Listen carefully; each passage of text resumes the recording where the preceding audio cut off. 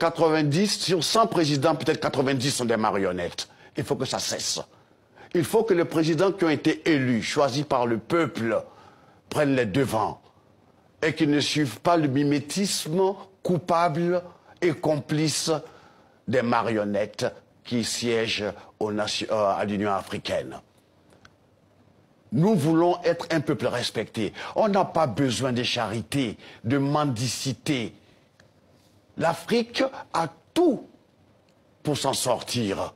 Ça fait 60 ans qu'on nous promet qu'on nous aide. On ne veut pas de cette sorte d'aide. On n'est pas des mendiants. Oui. On a le pouvoir humain, on a l'énergie de matières premières, on peut s'en sortir. Qu'est-ce que vous pensez, Alpha, du discours du président français Emmanuel Macron à Ouagadougou qui a reconnu d'abord les crimes de la colonisation et qui a appelé finalement à sortir de cette relation-là? Mais écoutez, d'abord je vais dire à M. Macron qu'on ne l'a pas attendu, lui, pour qu'il vienne nous dire ça. On en est conscient. Cette leçon, il la garde pour lui. Vu après comment il s'est comporté avec le président Kaboré, il fallait que son protocole, son chef de protocole, lui dise qu'un jeune comme lui n'a pas le droit de tapoter sur la joue un président, un aîné, qui pourrait être son père. C'est très important. Ok, c'est maladroit, mais je lui accorde des circonstances atténuantes. C'est la faute à son protocole.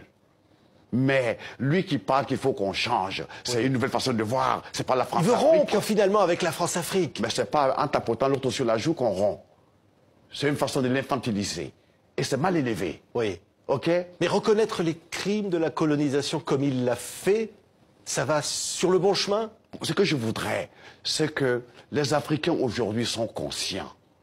Moi, ce que je voudrais dire, que tous les jeunes Africains qui sont dans les grandes universités, qui voient comme ça nos chefs d'État patauger, qu'ils prennent l'exemple d'un pays que je connais, la Côte d'Ivoire, qu'ils fassent entrer des jeunes forces, des jeunes énergies, des cerveaux qui sont ici en Europe, aux États-Unis, en Angleterre, en Allemagne, pour que ceux-là derrière puissent donner des conseils et aider nos présidents à avoir un peu de dignité. Oui, mais qu'est-ce qu'ils peuvent faire ces jeunes?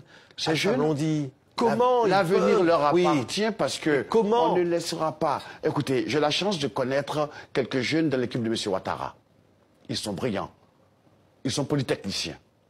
Il y en a plein comme ça. Il y a des Béninois, il y a des Togolais, il y a des Congolais, il y a des Camerounais, il y a des Sénégalais. Tous ceux-là doivent venir à la rescousse.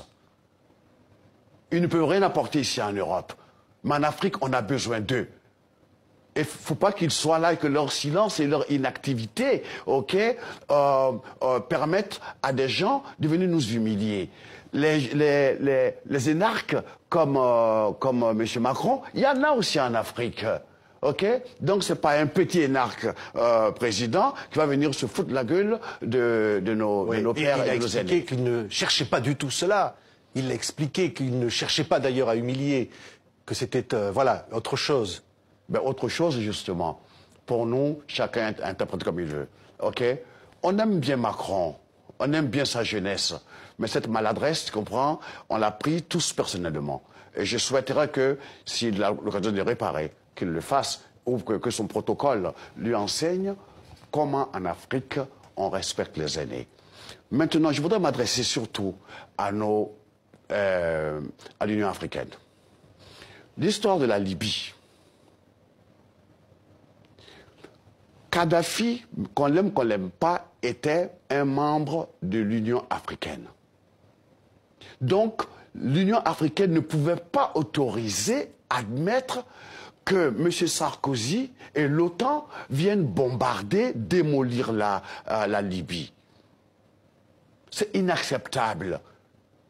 Il faut, à partir de maintenant, qu'ils sachent tous que s'ils ne font pas une unité véritable, quand je dis d'unité, je parle d'unité militaire, pour que la grande armée africaine, de l'Union africaine, soit cette armée qui va régler les problèmes africano-africains. Et que ce n'est pas la France qui va envoyer des soldats au Mali ou en Centrafrique. Ce sera l'Union africaine. ok, et que aucun pays n'aura le droit de venir enlever, faire assassiner un membre de l'Union africaine. Ok, c'est un crime. Et ceci étant la genèse, ça a créé cette vente d'esclaves. Ça aussi, c'est de la foutaise. C'est parce que le continent africain, ce colosse, n'a pas encore mesuré son muscle. Il est grand temps que nos présidents prennent conscience de leur force. Nous les critiquons, mais nous savons